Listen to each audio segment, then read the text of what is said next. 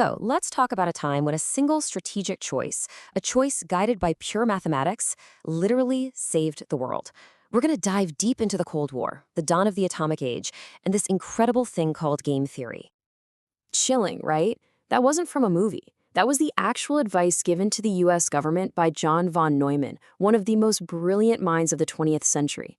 At the very beginning of the nuclear age, the logic of a preemptive, world-ending first strike wasn't just some crazy idea. It was being seriously advocated at the highest levels. And that's really the question, isn't it? How on earth did we get there? I know, it sounds completely insane, but when you look at it through the lens of strategic thinking, you start to see this terrifying logic, a trap that two global superpowers were about to walk right into. All right, so to really get how they got into this terrifying mess, and maybe more importantly, how they found a way out, we first have to understand the logic they were using. We have to understand the rules of the game they were playing. Now, game theory isn't about video games or board games. It's this super powerful tool for analyzing situations where your best move depends entirely on what the other person does. Think of it like a global chess match, but instead of pawns and kings, you're playing with nuclear weapons. And here's how the game board was set. Back in the 40s, after the Manhattan Project, the US had a total monopoly on nuclear power. They were the only player. But then, on September 3rd, 1949, everything changed. American planes detected radioactive fallout in the atmosphere, and the conclusion was absolutely undeniable. The Soviet Union had the bomb. Suddenly, it was a two-player game. And this brand new two-player game looked eerily similar to a classic idea from game theory called the prisoner's dilemma. Okay, imagine two criminal partners get caught and are interrogated in separate rooms. If they both stay quiet, they each get a short sentence.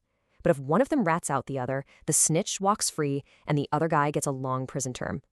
And here's the kicker. If they both snitch on each other, they both get a medium sentence. So the core idea is that two perfectly rational people, just trying to do what's best for themselves, can end up in a situation that's actually worse for both of them.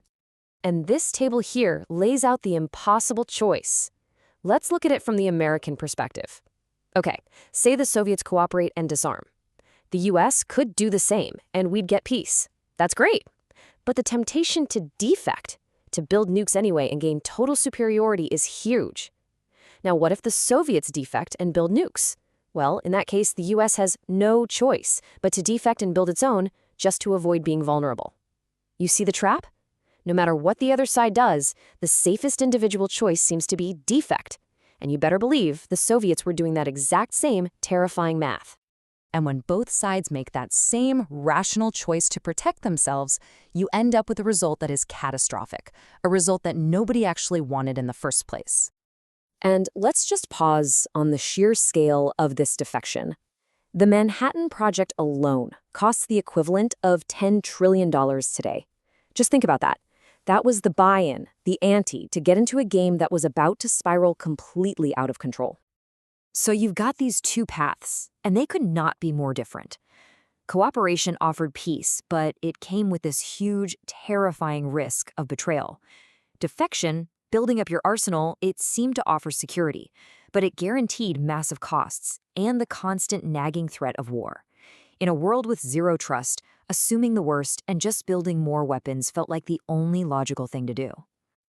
This outcome, the one where both sides defect and get stuck in this expensive, dangerous arms race, actually has a name in game theory. It's called the Nash equilibrium, and it's like strategic quicksand. Once you're in it, neither side can make things better for themselves by changing their strategy alone.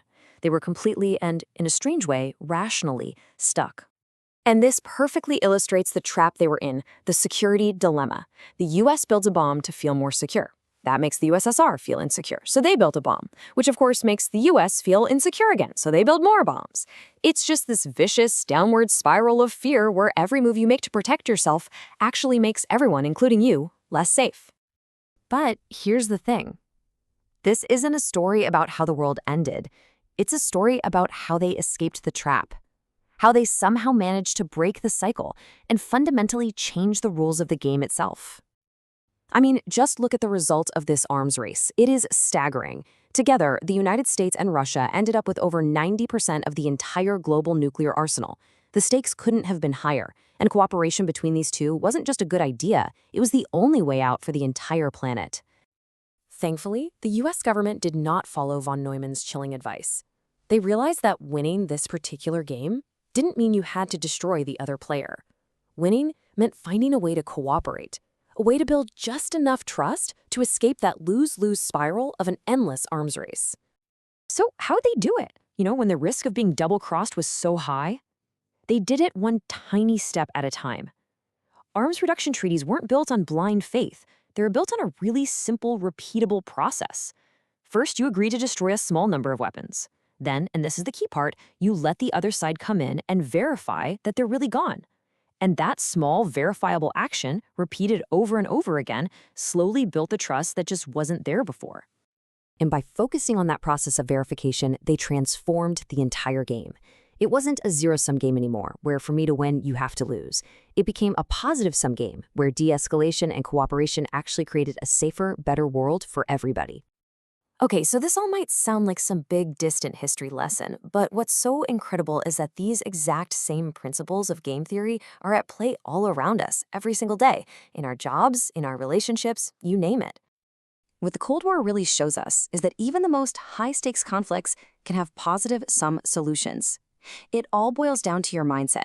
Do you see a situation as a zero-sum game, where you have to fight for your piece of the pie because if you win, someone else has to lose? Or do you look for that positive-sum outcome, where you can figure out a way to make the pie bigger for everyone? And that's really the ultimate lesson here. In the long run, looking for ways to cooperate, searching for those team wins, that almost always creates way more value than just focusing on short-term individual victories. It's about changing the goal from beat the other player to find the best possible outcome together. So I'll leave you with this question. Think about the games you play in your own life. A negotiation at work, a disagreement with a friend, a project with your team.